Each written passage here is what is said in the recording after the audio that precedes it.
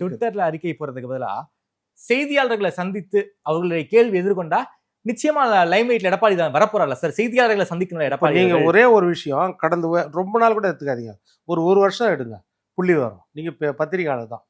எடப்பாடி எத்தனை தடவை செய்தியாளர்களை நேரடியாக சந்திச்சிருக்காரு? ஸ்டாலின் எத்தனை தடவை செய்தியாளர்களை நேரடி? ரொம்ப கம்மி தான் சார். அப்போ தெரியுதா, ஒவ்வொரு தடவை சட்டமன்ற கூட்டம் சிஎம் வந்து ஒரு ஆர்கனைசர் பிரஸ் மீட் நடத்துறது இல்ல. அதான் சொல்றேன், ஆர்கனைஸ்டு பிரஸ் மீட் நடத்துறது இல்ல, pre planned pre questionnaire press meet நடத்துவார். டெல்லியில் கூட பார்த்தோம், பின்னாடி இருந்து அந்த விஜயன் கண்ணை காட்டுறாரு, இந்த கேள்வி கேளுங்க அந்த கேள்வி கேளுங்கன்னு. எந்த கேள்வி சொல்லி வச்சிடறாங்களோ அந்த கேள்வி தான் கேட்க முடியும். அதுதான் நம்ம பார்த்தோம். நம்ம பார்த்த வரைக்கும் அதுதானே தெரியுது.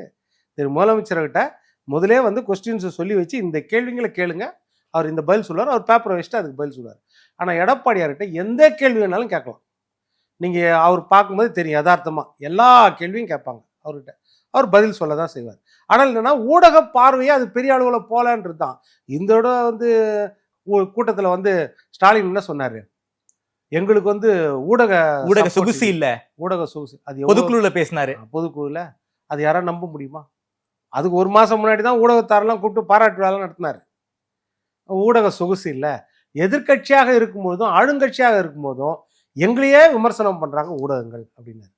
திமுகவே விமர்சனம் பண்ணுறாங்க. அந்த முன்னாடி வந்து இப்போ சத்தியம்னா அசத்தியம்னு வாங்க, அது போல் திமுகனா அதிமுக, அந்த ஆவை விட்டுட்டு அவர் திமுகன்னு சொல்கிறாரு. ஆக்சுவலாக அதிமுக தான் எதிர்கட்சி, ஆளுங்கட்சியாக இருக்கும் போதும் அதிமுக எல்லாம் விமர்சனம் பண்ணாங்க.